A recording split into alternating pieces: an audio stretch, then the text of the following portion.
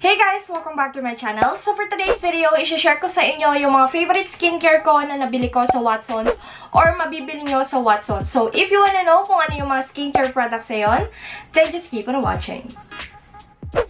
So, before tayo mag-start sa mismong product, guys, gusto ko lang sabihin na lahat na ipapakita ko sa inyo, hindi ko sila ginagamit ng sabay-sabay. So, merong specific na event or merong specific na reason kung bakit ko gagamitin ito or kung bakit gusto ko tong gamitin sa ganitong pangyayari and all. So, kung gusto nyo mapanood yung updated skincare routine ko na hanggang ngayon yung pa rin yung ginagawa kong skincare routine, nasa card yung mismong video, pwede nyo panoorin yun. Hindi ito yung skincare ko as of the moment. Ito lang yung mga products na nagustuhan ko and nagugustuhan kong gamitin sa specific na pangyayari sa balat ko. So, if you wanna know kung ano yung mga products na yun, eto na, mag-start na tayo.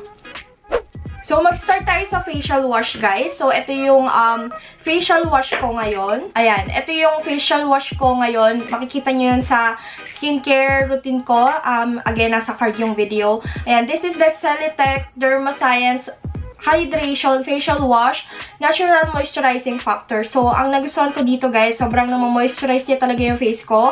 Kasi sawang-sawa na ako sa mga facial wash na kada tapos ko maghilamos, alam mo yung feeling na banat na banat yung face mo sa sobrang dry kasi nahigop niya lahat ng moisturize ng face ko. So, eto, hindi yun nangyayari and sobrang namomoisturize na talaga gaya na sinasabi niya. So, simple lang yung nagustuhan ko dito, which is yun nga, hindi niya inuubos yung moisture ng mukha ko, kundi nalilinis niya yung mukha ko and at the same time namomoisturize niya din.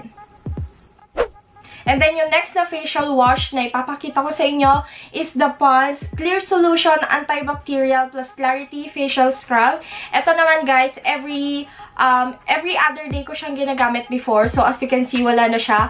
Ito yung kapanahonan na sobrang dami kong pimples, guys. Yung nag-breakout talaga ako. First time nangyari yun sa face ko, guys, na sobrang dami. Yun yung time na nag-Hong Kong tayo or yung month na yon yung nag-Hong Kong tayo. Kung mapapansin nyo, kung napanood nyo na yung mga vlog, sobrang dami kong pimples nun.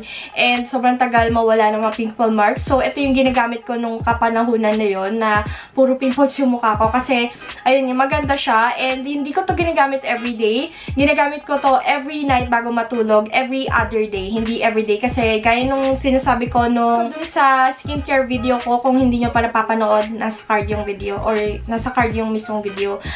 Kapag gagamit kayo ng mga facial scrub, hindi dapat siya ginagamit everyday. Kasi, may tendency na pumasok yung mga beads or yung mga bato-bato doon sa pores nyo and mag-cause yun ng blackheads or pimples. Ganun kasi yung na-experience ko kapag gumagamit ako sa mga ganito. Kaya, kapag nagpe-facial scrub ako or yon nagpe-facial scrub ako, ginagamit ko sila every other day or kung hindi naman, 2 times a week lang. And then, ayun nga, yung ginagamit ko, yung Pond's na facial scrub, nung kapanahunan na sobrang daming pimples ko and hindi ko na alam yung gagawin ko. Ayun, siguro nakatulong din yon para mawala ng slight yung mga pimples ko and mapabilis yung paghupa niya. So, ngayon naman na okay na yung balat ko, na yung tipo na mga marks na lang yung natira. Actually, onti na lang talaga. Ito yung ginagamit ko ng mga facial scrub ngayon. So, this is the Garnier Skin Naturals Fresh Radiance Boosting Scrub. So, ito, ginagamit ko to every 2 times a week. 2 times a week ko lang to ginagamit, guys. And ito, ginagamit ko nito kapag, kapag feeling ko ang dry ng face ko or ang parang mapangit tignan para sa akin. Pag feeling ko ang pangit ko, ginagamit ko to, guys. Or feeling ko kapag pangit yung skin ko that time, ginagamit ko talaga to. Pero hindi ko to ginagamit everyday kasi scrub siya. Ayan. And then, once natapos na ako maghilamos, mararamdaman mo talaga yung face mo na malambot siya. And, brighten talaga niya. So, ayun. And then, yung next na ipapakita ko, guys, ito naman para to sa tigyawatin or sa mga acne-prone skin or yung mga sensitive skin. Kapag meron kayong bagong pimples or kapag may pimples kayo, ito yung gamitin nyo. This is the Celetec Dermascience Acne Solution Acne Spot Corrector Gel. Ito, ginamit ko din to nung kapanahonan yung sa Hong Kong kasi dun yung panahon na sobrang dami kong tigyawat. Hindi ko alam kung ano nangyari. Biglaan na lang silang tumubo ng sabay-sabay. Yun nga, makikita nyo yun sa vlog. Ito, dala-dala ko to guys. And kada gabi, every night before ako matulog, pinupunasan, nilalagyan ko yung mga pimples ko nito. And kinabukasan, mapapansin mo na parang nagda-dry yung pimples mo. Although nandun pa rin yung pimples, hindi pa rin siya nawawala. Pero, alam mo yung pakiramdam na natutuyo na siya and unti-unti na siyang gagaling. So, eto, ginagamit ko to kapag meron akong nararamdaman na patubo pa lang. As in, kahit hindi ko pa sure na pimples yun, pag may nararamdaman akong bumps or nakaumbok, lalagyan ko kaagad nun and kinabukasan, mawawala na siya. Lalo-lalo na sa mga pimples, guys. Kapag tutubo pa lang yung pimples nyo and alam nyo, di ba malalaman naman yun kasi kahit na flat yung balat mo and kapag na-touch mo siya, tas masakit, kahit flat yan, alam mo na may tutubo na pimples. So, pahiran mo agad neto, guys. Pahiran nyo agad neto. Available din siya sa Watsons, of course. Okay, and then yung next na ipapakita ko is the Celotex Hydration Facial Moisturizer. Ito yung bet na bet kong moisturizer, guys. Naaalala ko sa kanya yung texture ng aloe vera gel ng Nature Republic. Ito yung ginagamit ko ngayong moisturizer kasi maganda siya, guys. Nakaka-moisturize talaga siya. Same thing dun sa facial wash nila. Para talaga siya sa mga sensitive and dry. Meron naman din sila for oily skin. So, kompleto sila, guys. So, ang nagustuhan ko dito, yun yan, na ma-moisturize niya talaga yung face ko. Kahit na onti lang yung ilagay ko, okay na yung sa buong face ko. So, ina-apply ko to every time na matutulog din ako. Or kapag hindi ako aalis that day, mag-moisturizer ako the whole day.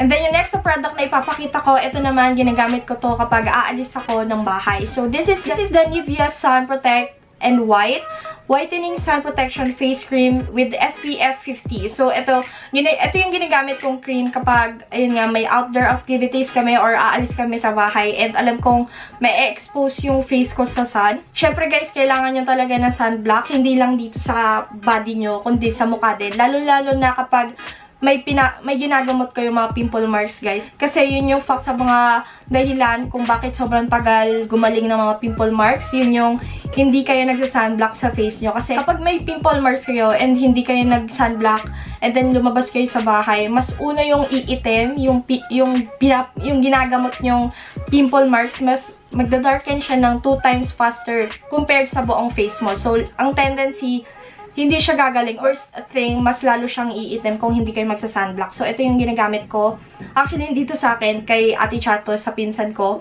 Pero, ayan, ito na yung ginagamit ko since nasa akin siya ngayon. Pero nagustuhan ko to, guys. As in, sobrang ganda niya and nakaka-brighten din siya ng face. So, ang napansin ko din sa kanya, yung dito yung mga pimple marks ko dito. Dito ba o dito? Ayan, nawawala na siya. Simula nung ginagamit ko to kapag lalabas ako.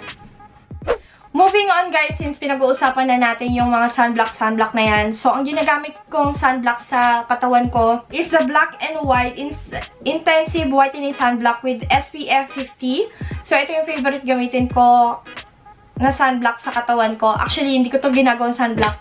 Ito na talaga yung ginagawa kong lotion. Yun nga lang, medyo pricey to. Kaya, minsan lang ako maglagay nito kapag aalis lang talaga ako. Pero kapag dry din yung skin ko, ito yung ginagamit kong lotion kasi wala na akong ibang lotion dito. Although meron, kailangan hindi ko siya try. Parang yung iba kasi nalalagitan ako. Pero ito, guys, natutuyo siya agad kaya hindi ko nararamdaman yung lagyan. And then, sama ko na, guys, ito lip product to, pero part pa rin siguro siya ng skincare. So, this is the Naturals by Watsons Argan Oil Lip Balm. Ito, guys, lately ko lang nabili and lately ko lang dito nagagamit, pero sobrang ganda niya, guys. As in, alam mo yung tipo na kapag dry yung lips mo, mamamalat yung lips mo kapag ginamit mo to. And then, once na in-scrub mo siya or pinunasan mo with tela, parang napapalitan ng maganda or na bagong skin yung lips mo. So, yun yung nagustuhan ko dito. Parang nakakatanggal siya ng pagka-dry na dry lips. Alam niyo yun, yung parang nababalatan. Pero hindi siya masakit. Yun yung nagustuhan ko dito kasi moisturize niya yung lips ko and bibigyan kanya ng panibagong lips. So, there you go, guys. Ayun na yung mga skincare na nagugustuhan ko lately na mabibili niya sa Watsons. So, kung meron kayo ditong hindi nakita na favorite ko, ibig sabihin nun, hindi siya available sa Watsons. So, lahat ng pinakita ko sa inyo, mabibili niyo sa Watsons. And yun yung pinapoint out ko dito kasi kahit nasa Watsons lang kayo pumunta, marami pa rin kayong makikita na magandang skincare products na pwede nyo i-try. And tignan nyo kung mag-work din siya sa inyo kasi lahat ng pinakita kong product sa inyo guys, nag-work siya sa akin. So, disclaimer lang, hindi porket nag-work sa akin, mag-work sa inyo, at nag-work sa inyo is mag-work din sa akin. So, nasa sa inyo na lang kung bibigyan nyo ng chance yung specific na product na yun, and titignan nyo kung mag-work din siya sa inyo. So, kung nagustuhan nyo itong video na to, don't forget to like, comment, and subscribe to my channel. And if you wanna be part of my hashtag Weirdest Fam dito sa YouTube, don't forget to subscribe and click the bell button beside para ma-notif ka every time nag-upload ako ng bagong video. So, kung meron kayong questions, requests, and suggestions, just leave a comment down below. Thank you guys for watching, and I'll see you on my next one.